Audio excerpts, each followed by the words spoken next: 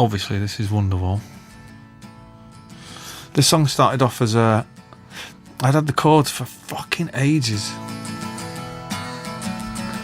Oh, yeah.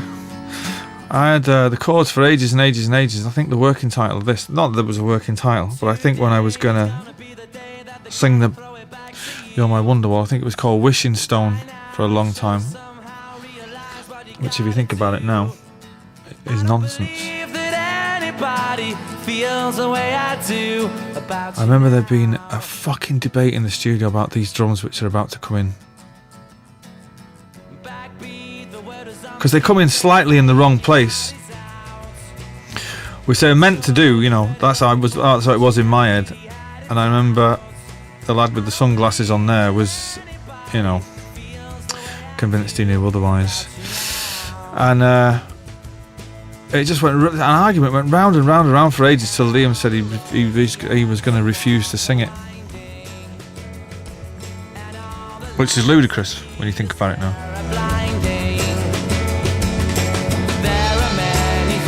See that guy on the end on the far left?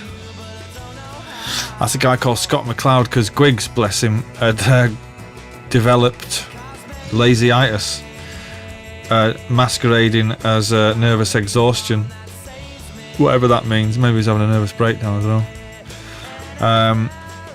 So Scott McLeod, that fella there, is or was a guy from a bass player from a band called the Yayas, who started up roughly about the same time as we did in Manchester. And he's a good bass player, man. He done an American tour with us when it was just blowing up there.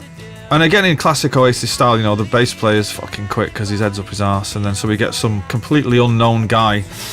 And we toured in America for about 3 or 4 weeks.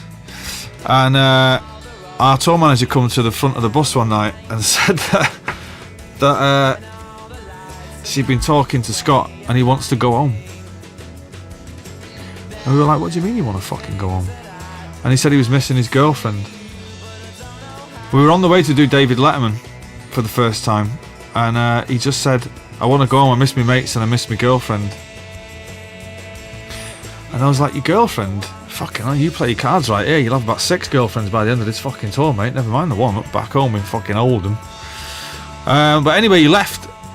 You know, it was kind of weird in a way. We were faced with a choice of either to kidnap him and make him do the TV show and the rest of the gig. I don't know, did we do a gig without him? I can't remember. Or did we tell him to fuck off? I think he went home anyway, and we'd done David Letterman as a 4-piece and Bone had played bass. Lord not only knows what the Americans must have thought of us at this point. You know, if we weren't not turning up for videos and getting slung out of fucking recording studios, we were losing bass players. And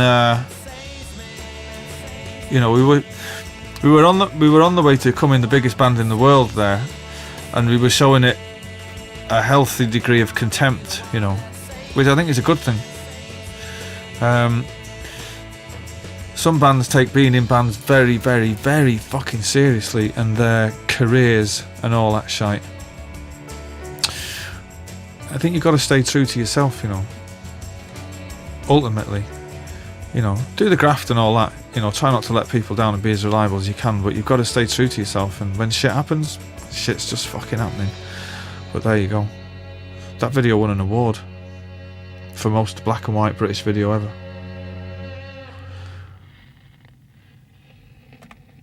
That wasn't an actual record playing, by the way, and he's not a real clown.